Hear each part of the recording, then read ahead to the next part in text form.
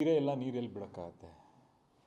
ಇದು ಅದು ಏನು ಪ್ರಾಧಿಕಾರ ನಿಜವಾಗ್ಲೂ ಗ್ರೌಂಡಲ್ಲಿ ಏನು ನಡೀತಾ ಇದೆ, ಏನಿದೆ, ಎಷ್ಟಿದೆ ನೀರು ನಮ್ಗಳಿಗೆ ಎಷ್ಟು ಬೇಕು ಅದನ್ನು ಅರ್ಥ ಮಾಡ್ಕೊಂಡು ಈ ಥರ ಆದೇಶಗಳನ್ನು ಕೊಡ್ತಿದ್ದಾರೋ ಇಲ್ವೋ ಅನ್ನೋದು ನನಗೆ ಡೌಟ್ ಆಗಿದೆ. ಯಾವುದೇ ಕಾರಣಕ್ಕೂ ಇಲ್ಲಿ ನೀರು ಕೊಡೋಕ್ಕಾಗಲ್ಲ.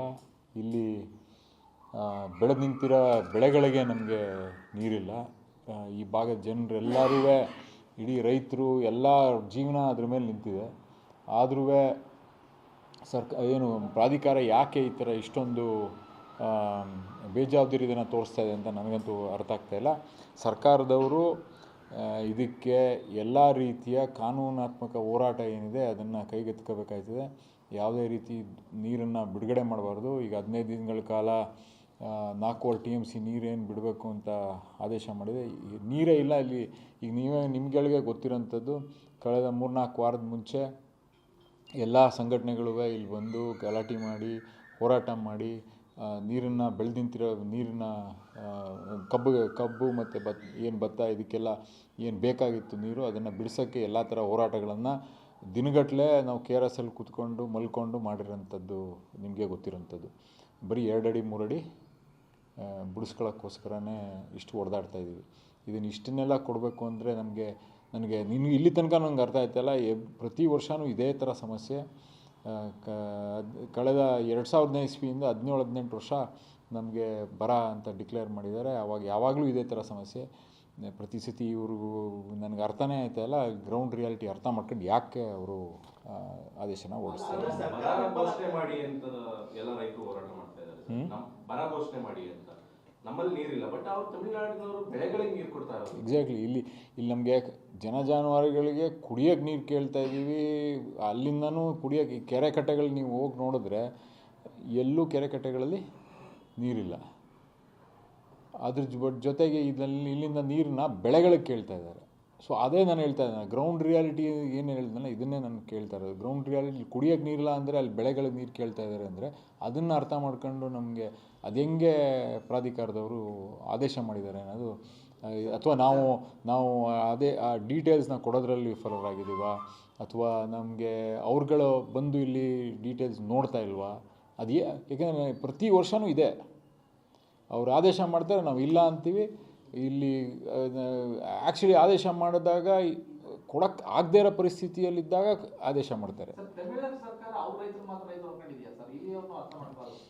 ಅದನ್ನೇ ಈಗ ಅದಕ್ಕೋಸ್ಕರ ಈ ಪ್ರಾಧಿಕಾರ ರಚನೆ ಆಗಿರೋದು. CWRC CWMA ಇರೋಂಥದ್ದು. ಅವರು ಅಟ್ಲೀಸ್ಟ್ ನ್ಯಾಯ ದೊರಕಿಸ್ಕೊಡ್ಬೇಕಲ್ಲ.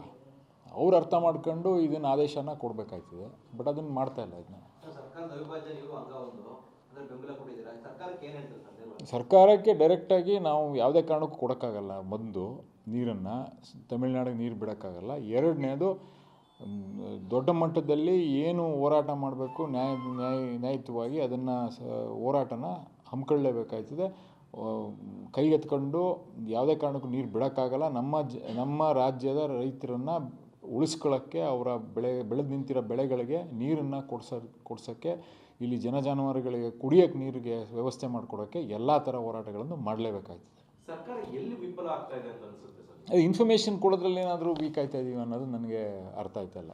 ಯಾಕೆಂದರೆ ಕಳೆದ ಹೋದ ವರ್ಷ ಅಲ್ಲ, ಅದರಿಂದ ವರ್ಷ ನಾವುಗಳೂ ಕೋರ್ಟ್ಗೆ ಕೇಸ್ ಸಬ್ಮಿಟ್ ಮಾಡಿದ್ವಿ ಇದ್ರ ಪ್ರಕಾರನೇ. ಸೊ ನಾನು ಇನ್ನೂ ಅಲ್ಲಿ ಡೀಟೇಲ್ಸ್ ಯಾಕೆ ಅವ್ರಿಗೆ ಅರ್ಥ ಆಯ್ತಲ್ಲ.